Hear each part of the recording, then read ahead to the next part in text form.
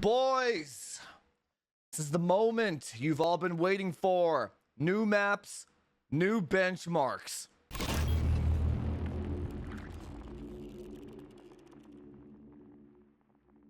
So this took me a little longer than usual to get out than my normal videos.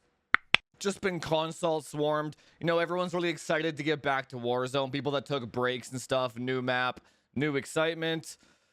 New energy is brought into the Warzone life. And with the new energy, we gotta find out what is the fastest. So this one's a bit interesting because they said like a year ago that they were going to be using the exact same engine that they were using for Modern Warfare when that launched 2 years ago, something like that. But for some reason, people on Twitter and on Reddit and etc., they were still hoping, I guess, maybe, or assuming that they were going to be using the Vanguard engine. I think where the confusion came from was they kept saying Vanguard integration, which doesn't mean Vanguard engine. They're still using the Modern Warfare engine, guys. So that being said, most of the optimizations that you are used to for the Modern Warfare engine are still applicable to the new Warzone map. There are a few differences, but as long as you just don't touch your computer, you should have nearly identical FPS to what you had before. So another thing that took me a while was trying to find the right spot to benchmark. So I had to kind of go into the map, run around, drive around, see what kind of FPS dips we were seeing. And to be honest, I couldn't really find a spot that was Nakatomi Plaza like. The frames are very consistent on Caldera. So, I mean, you're going to see that coming up here in a second. So anyway, I'm not going to waste any more of your time. We have CPU benchmarks for today. I'm going to be using the 3090 on all three test benches, the 5950X, the 10900K, and the 12900K. I will be doing all runs in 1080p low at 110 field of view. So you're going to see coming up here in a second, but the two areas that I chose to benchmark gave different results on different CPUs, and that is why I chose them. You'll see what I mean. Anyway, let's get right into it. Let's see what kind of frames we can get in Caldera. Okay, so we're just gonna start off with a little bit of footage here as I drop into Caldera for the first time, just so you guys can kind of see what kind of FPS I'm getting here. I got shot and then the guy ended up going in front of me, and I taught him a lesson. That's right, bitch. So yeah, FPS is looking pretty damn good so far. Almost 280, 300. Next up, you can just see me going in the Caldera Capital here. That's like the downtown equivalent. Literally just trying to zigzag, trying to find any kind of frame-heavy area that I can find. Instead, I found the only reason to play Warzone. This dude here tries to drop the chopper on me, and he actually almost gets me, but he just narrowly misses. And then I was like, what's up, bitch? One does not simply try and kill me in a Bertha and get away with it. And then I actually see off in the distance, the guy must have crashed the chopper, and then he was down. So then all I wanted to do was just mow that guy down and get the hell out of there. By this point, I had like a 6 KD, and I was like 3 Berthas deep. This is legit the only reason why I even touched this game. So I downed this guy and I couldn't finish him. His teammate tries to help him, so I U-turned around and oh my god. You think you're helping your buddy, do you? This totally brings back season 1 vibes when it was like Demolition Bertha Derby. All right, we came here for benchmarks, didn't we? All right, let's actually get some serious stuff going on here. So I did the docks, I'm going to call it, the docks train tracks run. Eliminate all targets in the AO. So you got the 10900K on the left, the 5950X in the middle, and the 12900K on the right.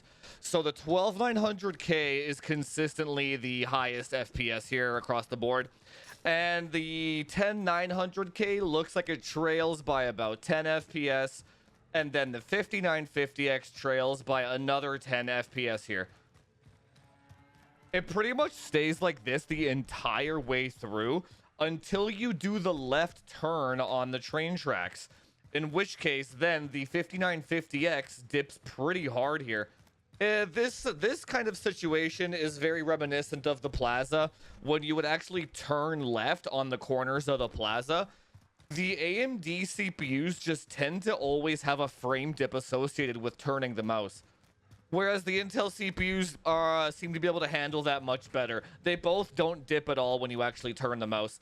So that probably has to be some sort of latency slash chiplet thing.